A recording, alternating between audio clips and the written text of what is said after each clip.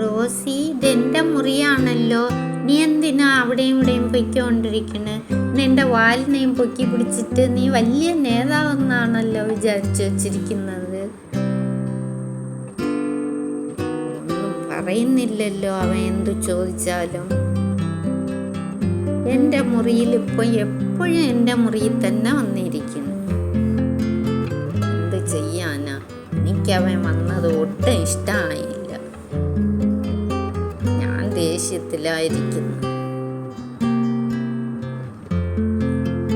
ഈ ദേഷ്യം ഒന്നും കാണിക്കാതെ നമ്മൾ രണ്ടുപേരും ഫ്രണ്ട്സായിട്ടിരിക്കാം.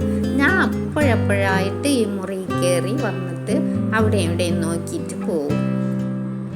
ഞാൻ അവിടെയും ഇവിടെയും വന്നിട്ട് പോവാന്ന് പറഞ്ഞിട്ട് എല്ലാം കീറി വെച്ചോണ്ട് പോവും. അതാണ് നിന്റെ പരിപാടി. ഒരിടത്ത് നിനക്ക് കയ്യും വെച്ചോണ്ടിരിക്കാൻ പറ്റത്തില്ലല്ലോ. ഇപ്പം വെളിയിൽ പോകുന്നത് എൻ്റെ ഇടത്തിരുന്ന് രക്ഷപ്പെടാൻ എവിടെയെങ്കിലും ഒളിച്ചിരുന്നാലോ നമ്മൾ.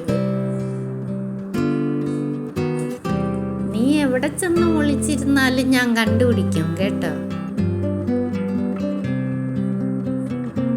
ഒളിച്ചിരിക്കാനും സമ്മതിക്കുന്നില്ലല്ലോ.